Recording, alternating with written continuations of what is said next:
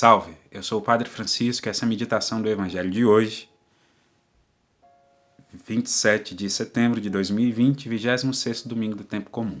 O Evangelho se encontra em São Mateus, capítulo 21, versículos de 28 a 32 e diz o seguinte: Naquele tempo, Jesus disse aos sacerdotes e anciãos do povo: Que vos parece? Um homem tinha 2 filhos. Dirigindo-se primeiro, ele disse: Filho, vai trabalhar hoje na vinha. Filho respondeu: Não quero. Mas depois mudou de opinião e foi.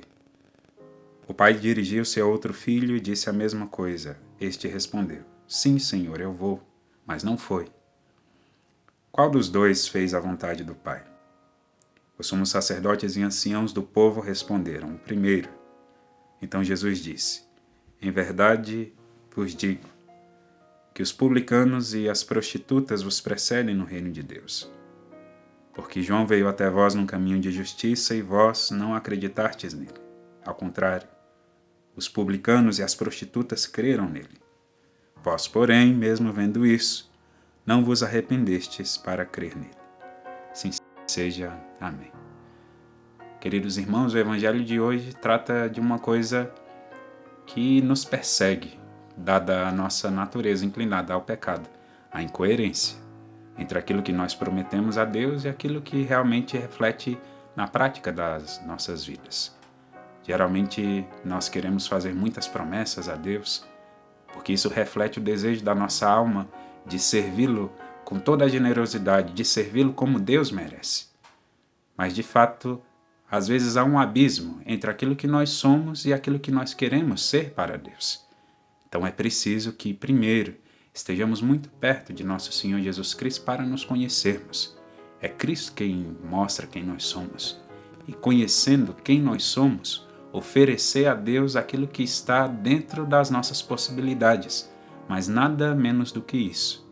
O problema é que geralmente ou as pessoas querem oferecer a Deus aquilo que não está ao seu alcance, e assim dá um passo maior que a sua perna na vida espiritual, e fracassando logo, não conseguindo sustentar essas promessas, acabam associando a vida espiritual à frustração, ou as pessoas estão tão distraídas consigo mesmo, com seus problemas, com as suas ocupações, que oferecem menos daquilo que podem a Deus. É preciso que encontremos um meio termo aí, porque a virtude é justamente aquilo que está no meio, a justa medida das coisas. Possamos nos conhecer e oferecer a Deus tudo que está dentro do campo das nossas possibilidades. E assim buscar uma coerência de vida entre aquilo que se professa com os lábios e aquilo que se faz realmente, que se faz, que se fala e aquilo que se sente. Como esses 2 filhos, que os 2 foram convidados pelo pai a trabalhar com ele. Um disse que não poderia, mas foi, e o outro disse que poderia, mas não foi. Implica que tenhamos no nosso trato com Deus certa medida de simplicidade, para que possamos prometer a Ele aquilo que nós podemos cumprir. Eu sempre digo que uma boa espiritualidade está ao alcance da distância de um braço. Então olhe o seu contexto imediato, onde você está, na sua casa, no seu trabalho, na sua faculdade, e é aí que Deus quer que você trabalhe. E mais do que prometer a Deus as coisas, nós devemos agir conforme a sua graça. Mas, Padre, Deus me inspira coisas tão altas e que agora eu não posso fazer.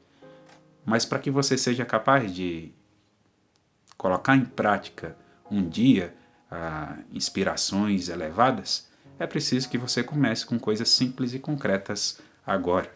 A humildade é uma premissa daquele que quer se relacionar com Deus de maneira autêntica e coerente. Não sejamos como os fariseus, que prometiam muitas coisas a Deus, eram versados na palavra, mas lá no fundo, não eram capazes de converter o seu coração e de mudar a sua vida. E era essa a vontade de Deus para eles.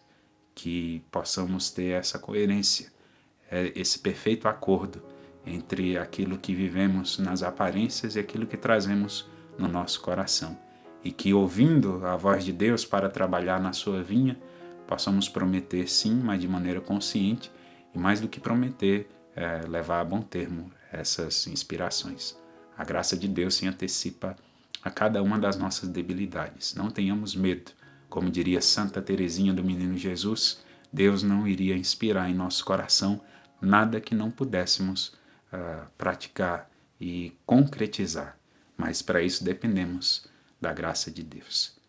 Que ouçamos a voz do Senhor e abramos o nosso coração àquilo que Ele tem como sua vontade nas nossas vidas. Que assim seja. Amém.